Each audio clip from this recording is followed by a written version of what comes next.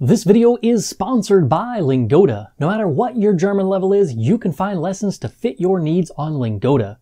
All of their lessons are live lessons with qualified native speakers who can help you reach your German learning goals. Click the link in the description and get started learning German with Lingoda today.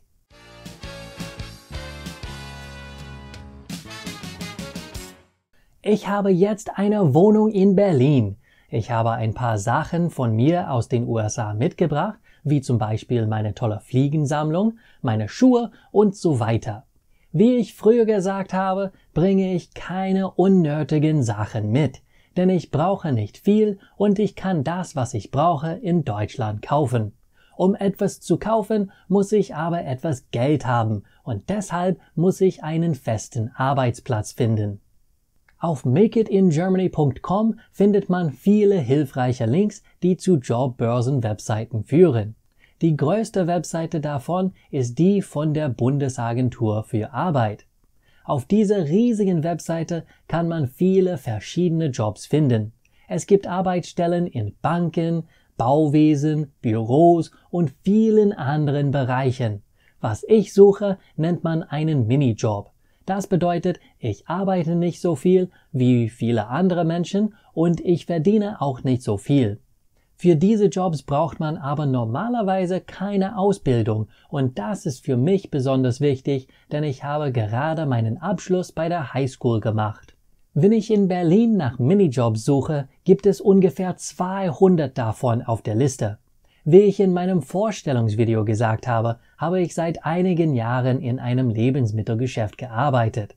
Ich kann kassieren und die Warenregale auffüllen.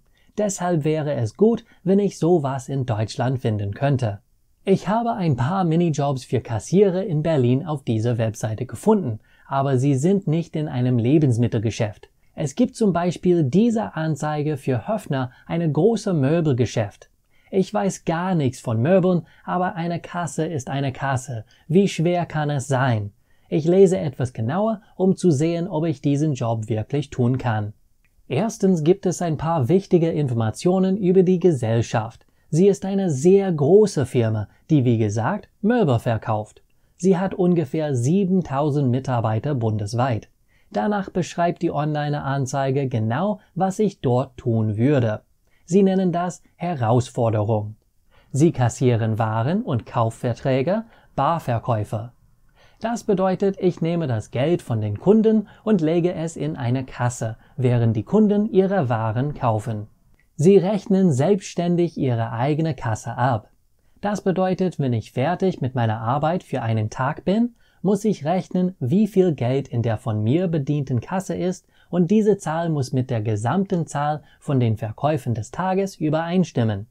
Wenn die Zahlen nicht gleich sind, habe ich etwas falsch gemacht. Unter der Überschrift Ihr Profil schreiben Sie, was Sie von einem Mitarbeiter erwarten und wollen. Zuverlässigkeit. Werde ich dort sein, wo ich sein sollte und wann ich dort sein sollte? Werde ich meine Arbeit fleißig tun? Zahlenaffinität. Kann ich gut rechnen? Kann ich jedem Kunden das richtige Wechselgeld geben? Das ist besonders wichtig, wenn man an einer Kasse arbeitet. Flexibel.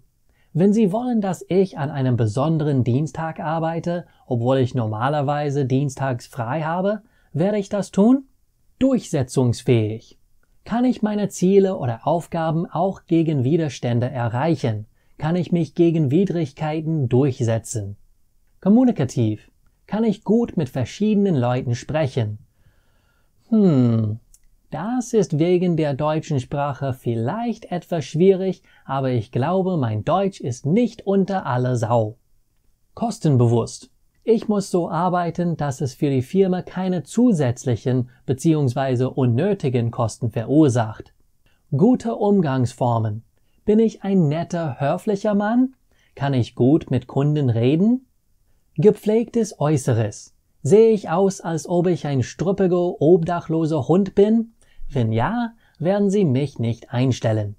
Erfahrungen im Kassenbereich. Habe ich schon an einer Kasse irgendwo anders gearbeitet? Wenn ja, ist das besonders hilfreich, da Sie jemanden wollen, der an einer Kasse arbeiten kann. Unter der Überschrift Wir bieten Ihnen erklären Sie, was ich von Ihnen erwarten kann. Einen verantwortungsvollen, interessanten und abwechslungsreichen Arbeitsplatz in einem erfolgreichen Familienunternehmen. Das ist eine hochtrabende Art von Du arbeitest hier und das wird hoffentlich nicht zu langweilig. Na gut, ich habe all die Qualifikationen für diesen Job, aber es gibt ein kleines Problemchen. Das ist ein Minijob. Als ich danach gesucht habe, habe ich nicht gewusst, was ein Minijob ist. Ich habe gedacht, es wäre eine Teilzeitstelle, aber ich lag falsch.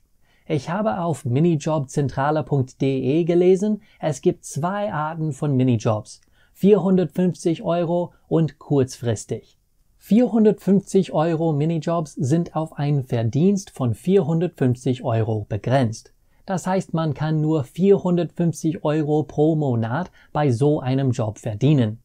Kurzfristige Minijobs sind von vornherein auf eine bestimmte Dauer festgelegt. Das heißt, ich arbeite für diesen Job nur 70 Tage im Jahr, aber nicht mehr.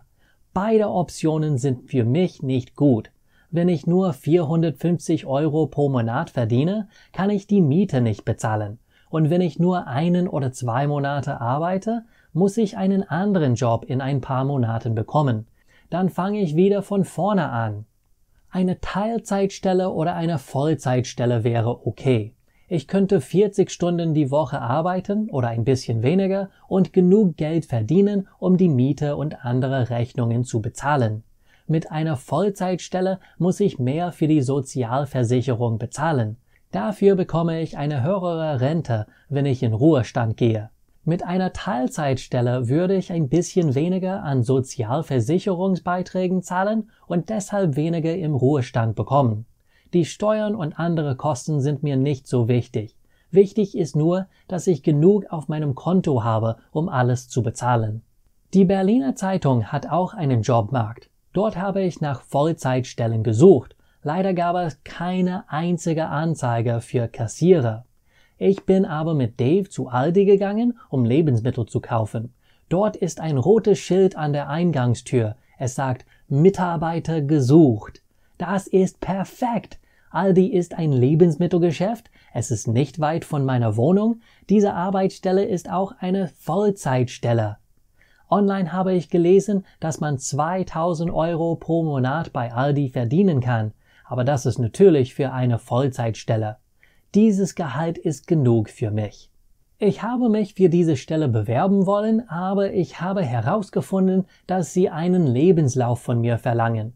Leider habe ich ihn nicht auf Deutsch. Ich habe einen alten, den ich vor ein paar Jahren geschrieben habe, aber dieser ist auf Englisch. Sind Lebensläufe im Deutschen anders, als sie im Englischen sind? Das muss ich recherchieren. Im nächsten Video werde ich euch zeigen, wie man einen Lebenslauf im Deutschen schreibt. Wenn ihr online nach deutschsprachigen Unterrichtsstunden sucht, solltet ihr bei Lingoda vorbeischauen. Ihre Lehrer sind Muttersprachler und ihre Lektionen sind fantastisch. Es gibt einen Link in der Beschreibung dafür.